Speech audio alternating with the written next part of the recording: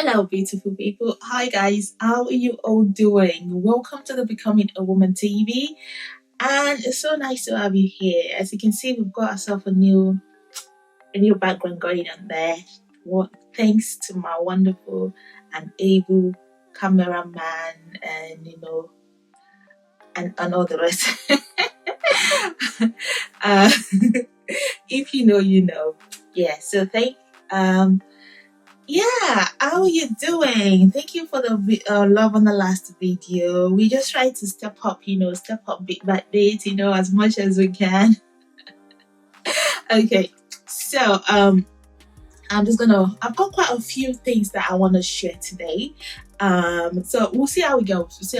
But I hope you're blessed by what I have got to share today. So I wanted to start with the story of Ruth.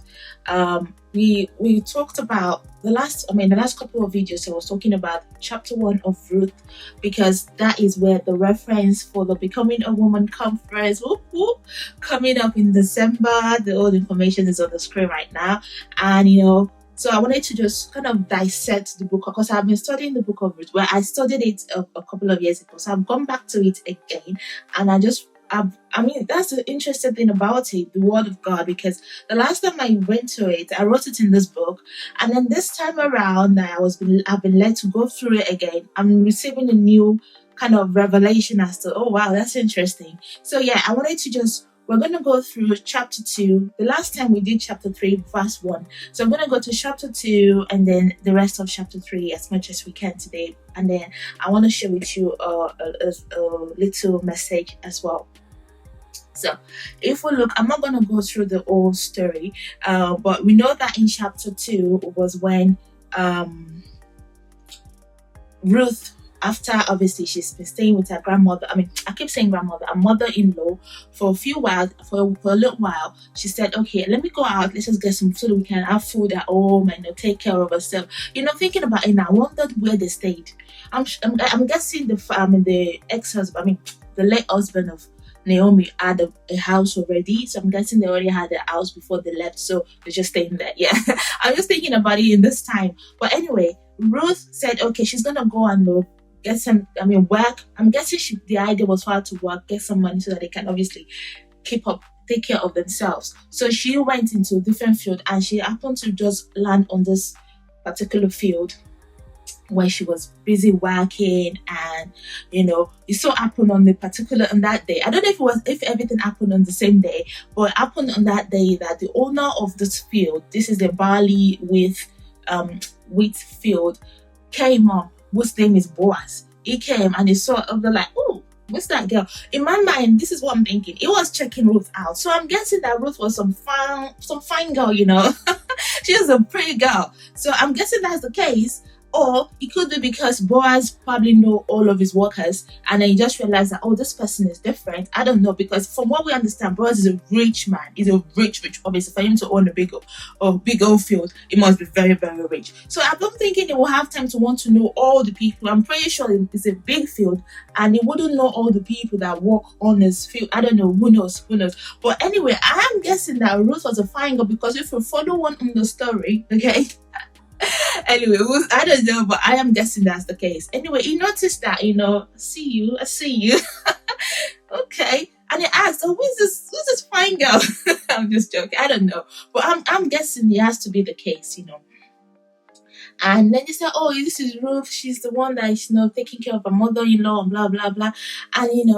And he said, oh, okay, you know what, from now on, basically said, okay, make sure she does everything she needs to do, all the harvest that she needs to harvest, make sure she get all of it, and even leave some for her to do as well, And then a called that, I said, hey, okay, I don't know. He said, come and sit down, have some wine, have some food, like, okay. I'm guessing it's not something he does all the time, for his workers, is it? And, and he said, I've heard all that you've done for your mother-in-law, and how you've just followed her and come into a foreign land, and, and you're taking care of her and you're doing this for her. So yeah, from now on, don't go anywhere else. always come to my field like, okay, so is that, I mean, I'm thinking there's something there, there's something there, for him to say that. Obviously, we know from history as well, from Naomi's side of the story, saying that they're relative, but I don't know how close, and anyway. So maybe because of that, that's why he said, okay, this is a good girl, But what I wanted to point out, that which is one thing we learn to learn from the story of Ruth. Another thing that we have to learn from the story of Ruth, from Ruth herself, is the fact that she's not a lazy woman.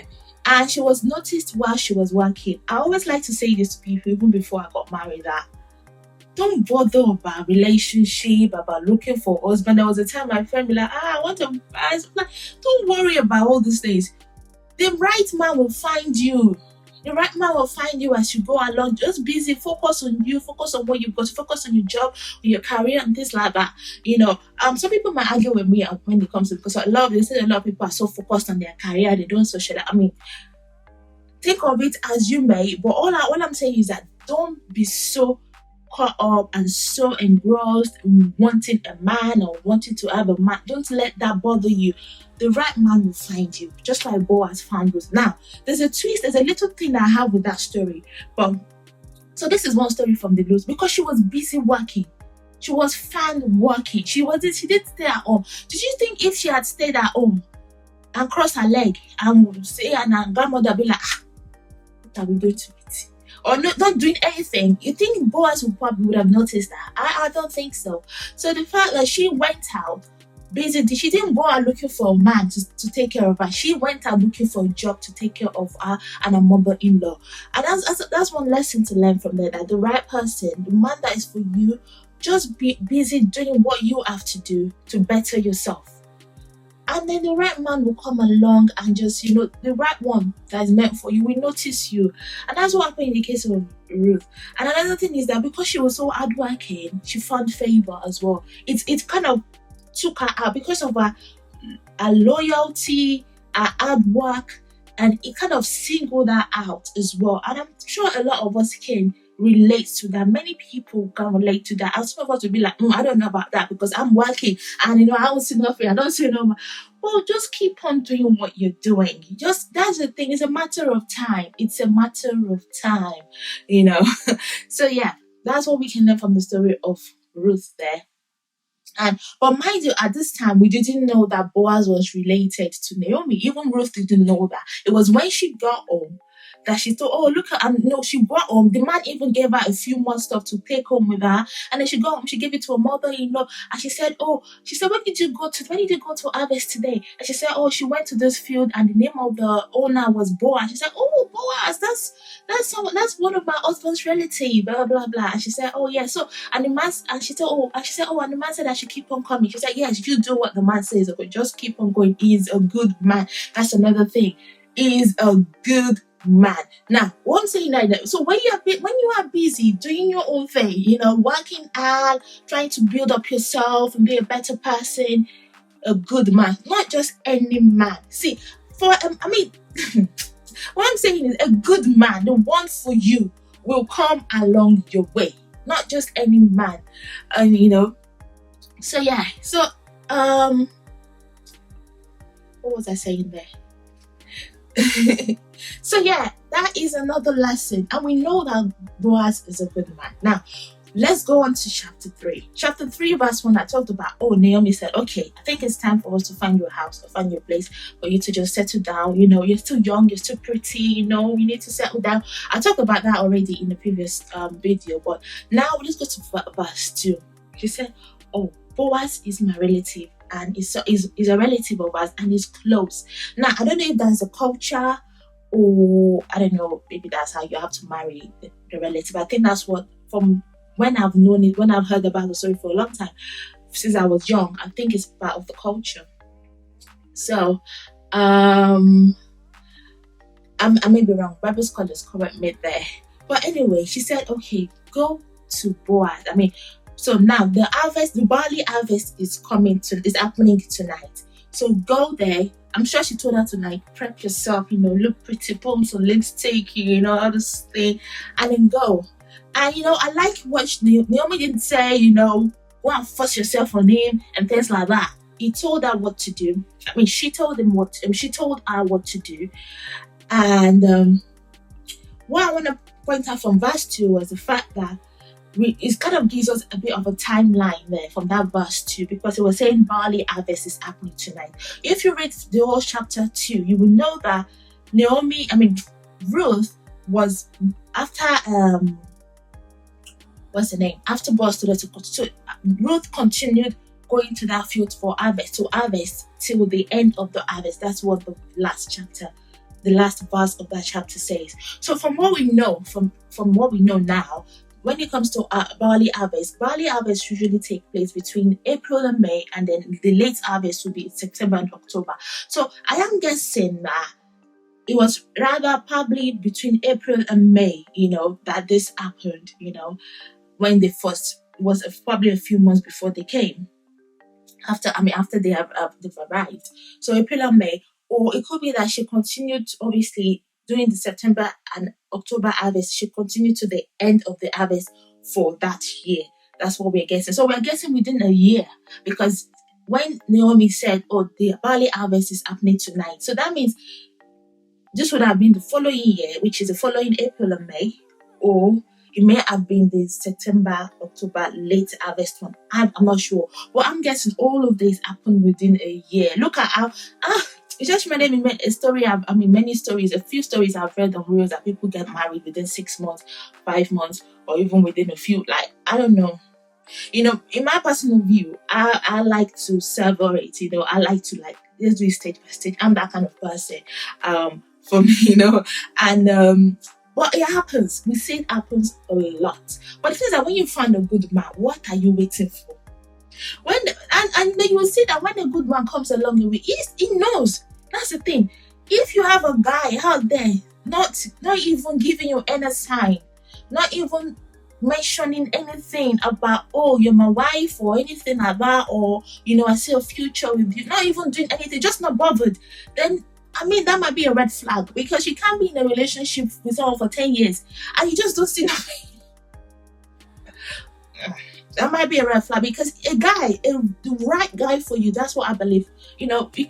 It's up to you what you want to believe. I'm not going to hold it against you. So also don't hold me against mine. But I believe that a good man, a man that is for you, a man that really, really wants you, knows right from the beginning. He knows. And it will make every effort. Men knows what they want. They do. And when they see what they want, they go for it. They don't dilly-dally. They don't wait about. Trust me, they don't wait about unless they're not ready. But even if they're not ready, but they see what they want. They know what they want. They see what they want. They go for it. They don't waste time. They let you know the right one for you. So that's what you should know. If a man is there hanging about for how many years and he's not even giving you a sign, he's not saying anything, then there's a problem. There is a problem. Now, back to the story of Ruth. Now, it seems as if in this case, in chapter 2, in verse 2 of chapter 3, Ruth was the one that made the move. But I don't think so. Now, when I first read this back in a couple of years ago, I was thinking, first of all, I was thinking arranged marriage, and I was thinking, girl, why you gonna do that? Because I'm not a friend. I don't know. I feel like she was the one that made, but I don't think she did, because Boaz made the first move. Believe it or not, you don't. I feel like Boaz liked that, because the fact that he called her, come sit with me, eat with me, drink, that's a sign. Forget about it. That is a sign that he liked her. And if you follow on from the story, so Ruth, I think what Ruth only did, because she listened to her mother-in-law, is that just sit by his bed. She didn't say, wear shorts, she didn't say, make yourself available, do this, do that. No, she didn't even say go on his bed, take your clothes off, or nothing like that. She just said, just sit by the edge of his bed. That's all. Nothing. Make sure you're properly, she's obviously covered, but just, I don't know whether that was sit or lie, and basically what you're saying is that just lie by the side of the bed, just to say that you're available. That's all. Nothing else. Don't go and lie on top of him. Don't take your clothes off. Just do that. I think that enough is modest. And that was just for her to say that she's available. I don't know, maybe back in those days, they were not allowed to just confront a man and be like you. or I don't know, maybe that's, but I think that was their own way, in the most modest and preserving way, to say I'm available for you. And I'm thinking, because I think Naomi was able to do that because she knows the kind of person Boaz is. She knows that he's a good man, so she made herself available. And that's another lesson you need to learn. Yes, I said you're busy working, improving yourself, but that's what I was saying earlier, that doesn't mean that, once when a good man come, or you, or when the right man comes from you, you kind of block it, or like a lot of story that we hear, that God, you've been praying for a good man to come along, and God said, this is the man. You said, no, not that one, not that one. So it may be that, because the good man may be there looking at you, showing it, but you'll be like, and you're just there like, it's not my type, or you're just there blocking him and being like, no, or you're trying to be like, I'm not available, I'm not ready for you yet, I'm busy facing my career, or that kind of a thing. That's another thing. You have to be there. There has to be a balance there. Okay, there has to be a balance. So yes, work on yourself, improve yourself, but no, when the good man comes along, when he is there for you, when he comes along, you will know. Unless you don't want to know, you will know, and then you have to let him know. Don't be frowning your face. No, don't be frowning your face. Don't be all, I don't want to say the word that starts with B. Don't be all of that. And you have to kind of, in a way, show yourself that you are single and ready to mingle in the most modest and preserving way ever. Okay, so because sometimes a lot of us, a good man comes along the way, but our attitude drives them off, or we're so focused on our career so much, we refuse to actually notice them and notice that. So it's all about the balance, and that was what Ruth did there. Wow, thank you, Jesus. So